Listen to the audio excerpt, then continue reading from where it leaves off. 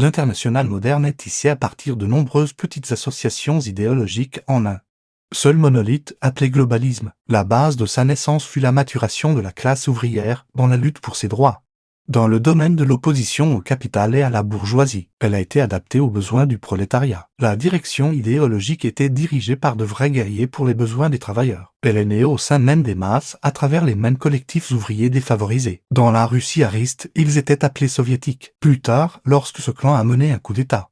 Quand il est devenu clair sur sa victoire et sa capacité à conserver le pouvoir, toutes sortes de renégats et de champions des transformations révolutionnaires ont commencé à s'infiltrer dans ces collectifs ouvriers, dans ces soviets. Et plus ils s'éloignaient de 1917, plus ils devenaient nombreux, des personnes qui n'avaient pas leurs propres convictions, qui étaient enclines à des privilèges émanant des autorités, étaient absorbés dans toutes sortes de flatteurs et de racailleurs, sans famille ni conscience. Les fondements des idées d'égalité sociale, de liberté et de volonté du peuple furent complètement remplacés par la dictature du prolétariat.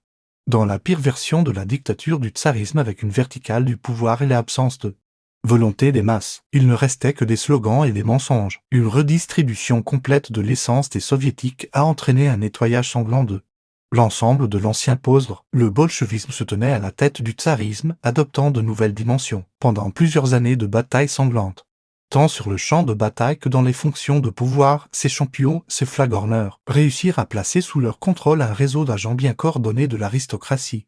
0 milliard 0 100 millions 0 100 000 0 100. Le tsarisme fragmenté de la Russie ne pouvait permettre que les frontières orientales soient perdues entre ses mains, sans parler de ses maîtres venus des îles du nord de l'Europe, bien que leur peuple, leurs héritiers, ait toujours formé l'ossature du pouvoir ariste en Russie, ici, dans les soviets.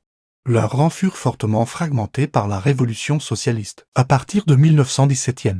Les véritables admirateurs des transformations du capital sauvage dans les structures des soviets se heurtèrent aux agents cachés du tsarisme dans les couloirs du pouvoir. Aujourd'hui, avec la mort de son leader infiltré et la dévastation totale du capitalisme sauvage, les temps de terreur sanglante pour les rangs et les postes hiérarchiques des soviétiques sont arrivés dans toute la Russie. De plus, une telle éviction sanglante l'un par l'autre des rangs de la bureaucratie au pouvoir de Moscou débordera en un affrontement sanglant de ces deux systèmes mondiaux à travers le continent. Elle s'appellera Seconde Guerre mondiale. Le capitalisme dur et sauvage du XX siècle, avec son exploitation impitoyable de la classe ouvrière, a fait naître les germes de confrontation entre un petit cercle de personnes du capital et les échelons inférieurs à un nouveau niveau. La confrontation entre les générations passées de travail et de capital s'est effondrée en quelques chose de plus vaste et d'imprévisible. La lutte du prolétariat devint de plus en plus organisée et à grande échelle. Les combattants idéologiques pour la liberté, l'égalité et la fraternité,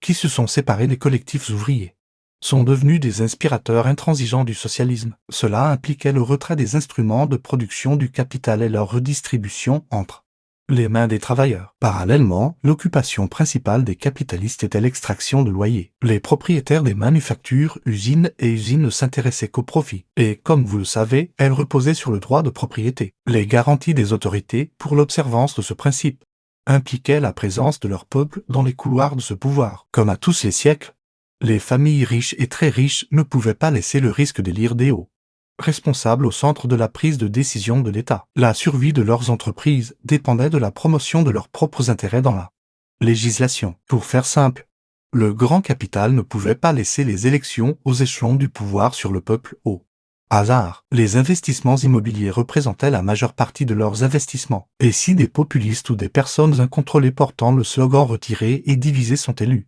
aux postes principaux des structures de gestion de l'État, l'exportation de ce capital devient problématique. En conséquence, les risques de perte augmentent à plusieurs reprises. Ainsi, indépendamment du choix des masses populaires de leurs fonctionnaires, le capital et ses propriétaires se réservent la capacité d'influencer à la fois les hauts responsables élus et nommés par l'intermédiaire de leurs agents. Les soi-disant lobbyistes deviennent préférables à tous les autres, qui font pression sur les intérêts de leurs supérieurs dans les structures de l'État en temps réel. Dans les années 50 du X siècle, l'international dans les couloirs du pouvoir à Moscou était solidement ancrée et étendait son influence à travers le monde. À présent, elle était entre de bonnes mains d'agents du tsarisme.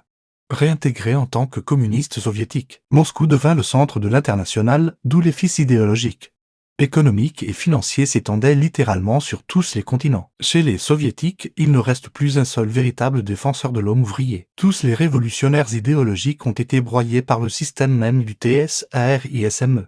Refait d'une nouvelle manière, le tsarisme a alors commencé à être appelé la République socialiste. Tout a été déplacé vers la gauche. Tout était totalement subordonné à la verticale du pouvoir du tsarisme. Les structures du tsarisme asiatique à cette époque ont été refaçonnées en international soviétique avec une lutte contre la bourgeoisie, tout en restant dans le même cadre qu'à celui qu'a été la civilisation sumérienne, subordonnée rigide de la bureaucratie de haut en bas. Absence de choix et expression complètement atrophiée de la volonté des masses. Tout ce qui était assumé par le biosystème des héritiers des courtisans égyptiens. Les partisans de l'internationalisme entre nations estiment généralement que les gens doivent se rassembler au-delà des différences nationales, politiques, culturelles, raciales ou de classe pour promouvoir leurs intérêts communs, et que les gouvernements doivent coopérer car leurs intérêts mutuels à long terme sont plus importants que les différences à court terme. Comme tout le reste, l'international était vivant et en mouvement. Parfois, il s'est rallié à de nombreuses reprises et à d'autres moments. Il a coulé pacifiquement à travers les caniveaux des cerveaux des pseudo-communistes, les desserrant. Au cours des dernières décennies, l'international a radicalement pris de nouvelles formes. Son comité central, issu d'une vie magnifique et mesurée, passée dans le luxe et le plaisir, devint totalement incapable de distinguer la réalité de la fiction. Dans les années 80 du X siècle, elle s'était complètement atrophiée, comme l'était autrefois l'établissement romain. Et c'est là que le système européen de valeurs a réussi à faire venir son peuple au comité central.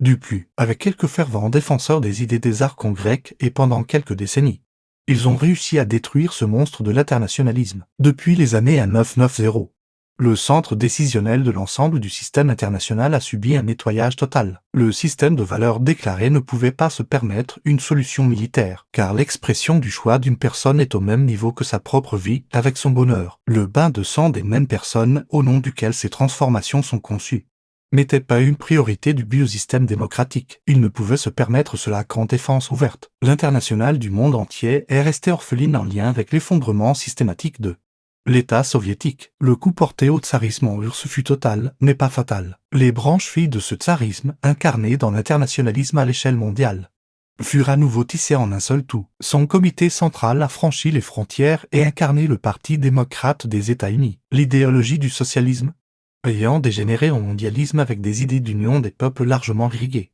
s'est relevé, déployant ses ailes. Aujourd'hui, le multiculturalisme s'y est ajouté grâce à sa diversité de toutes les cultures et traditions dans une seule société. Un téléphone saladier ou couverture fait de parcelles de toutes sortes de couleurs et de cultures ethniques. Cela impliquait le mélange de tous les peuples en une société multiculturelle, où chacun se sentirait ethniquement appartenant à son épouse et respecterait en même temps les aspirations des autres. Au cours des 10 années du X siècle, les principaux idéologues du tsarisme pourront facilement reformater les idées d'ethnicité et de respect des autres groupes ethniques sous les fondements de leur subordination, sous les fondements de l'élévation des uns sur les autres, sur le principe du diviser pour régner. Le tsarisme a été transféré aux structures du parti, où l'autocratie a commencé à être appelée l'élite du parti ou le comité central du parti. Il a été ravivé comme l'arme idéologique la plus puissante du biosystème du tsarisme asiatique, au même niveau que la naissance du christianisme ou de l'islam et TRFOIS. Les oligarques et leurs vice-rois occupant des postes de haut niveau dans les États du monde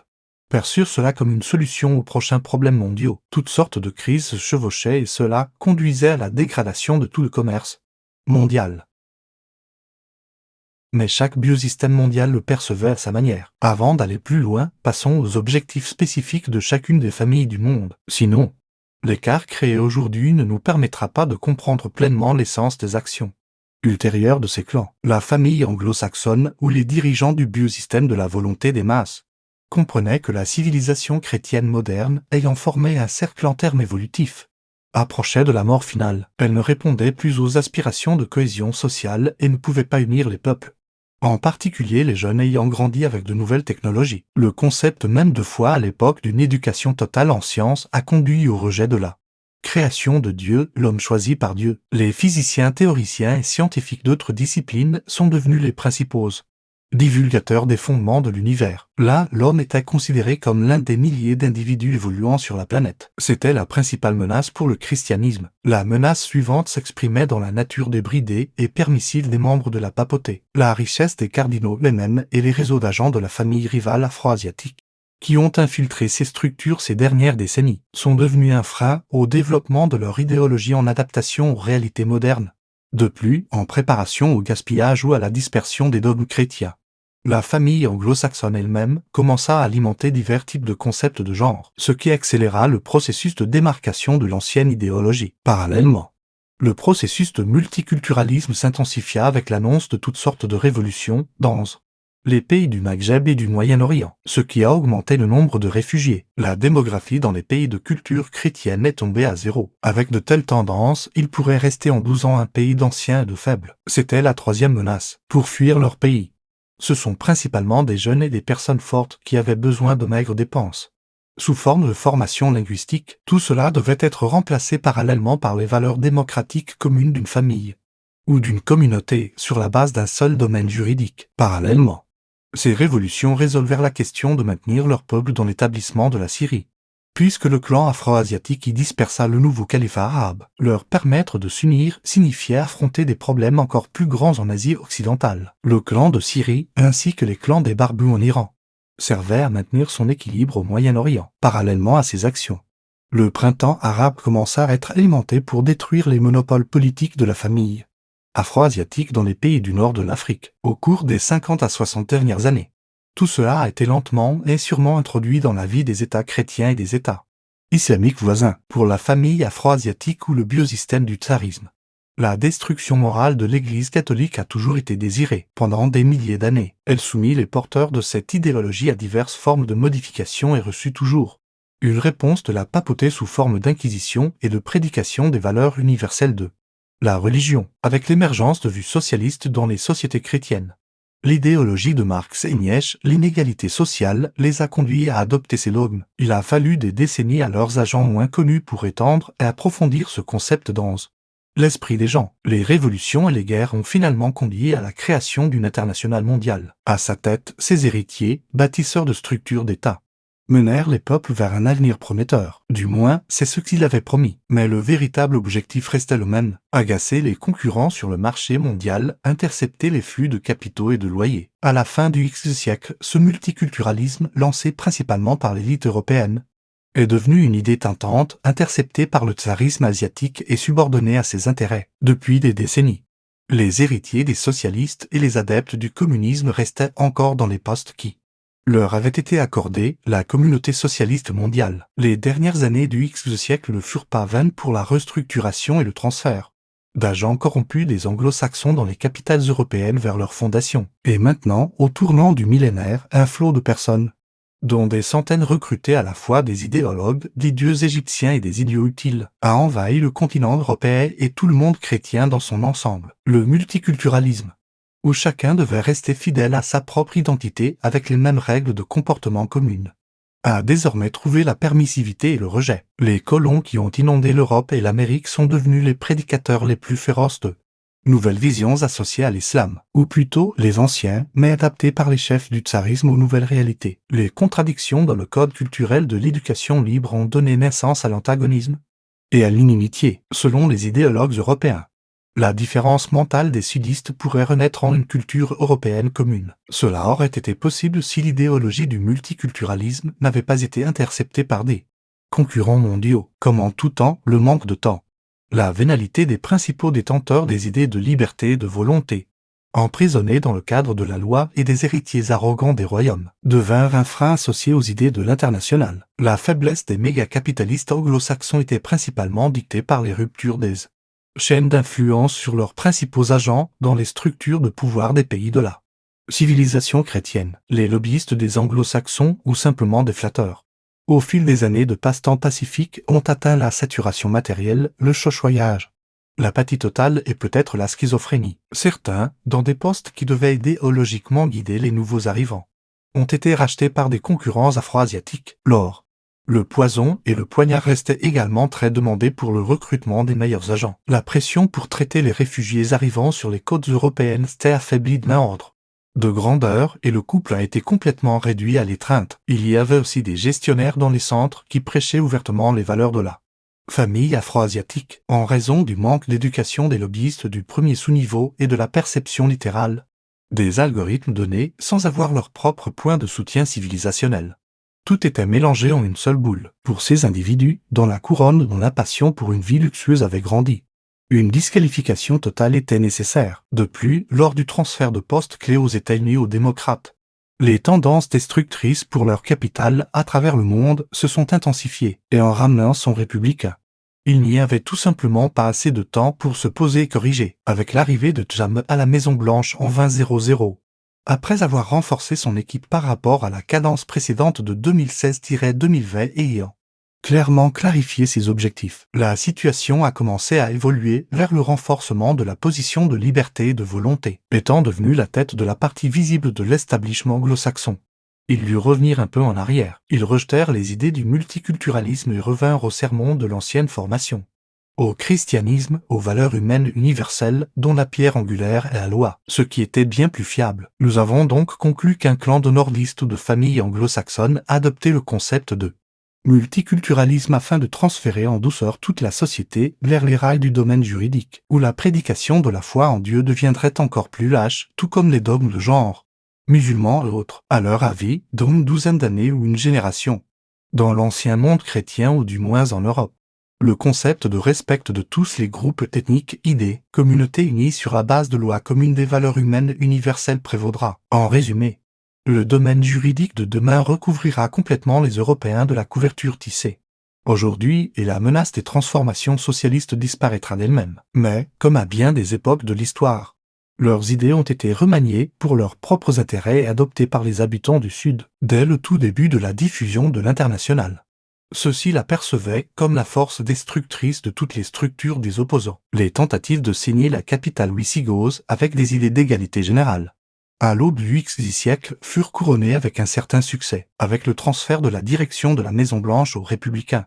Leurs mécanismes de protection ont fonctionné, sous la forme de remplacer le pilier central de l'État ou de la loi par toutes sortes de dogmes, d'égalité culturelle, mentale et de genre. Pour des réflexions plus approfondies, découvrons qui ils sont et quelles forces influencent directement la politique visible des États. Pour cela, résumons ce qui a été dit. À la fin du XIe siècle, les économies de presque tous les États sont devenues dépendantes les unes des autres. L'unification mondiale dans des chaînes invisibles de lobbying pour la logistique et la finance a conduit les capitalistes du monde entier à agir ensemble. Les intérêts des classes dirigeantes tout au long de l'histoire des fermes productives se sont effondrés en un seul cadre de violence depuis des décennies. Cela a donné naissance à plusieurs niveaux de capital et de capitalistes. Les capitalistes les plus importants dans notre tableau sont au plus haut niveau. Ce sont des multimilliardaires ou même des mégamilliardaires. Il n'y en a pas tant dans le monde et ils sont unis en famille sur la base d'un NUS national, sur la base du code d'identification du lieu d'où leurs ancêtres sont nés. Il reste désormais deux familles dominantes dans le monde, famille afro-asiatique et anglo-saxonne. La famille au sens d'un lingot, d'un seul intérêt. Presque personne ne les connaît de vue.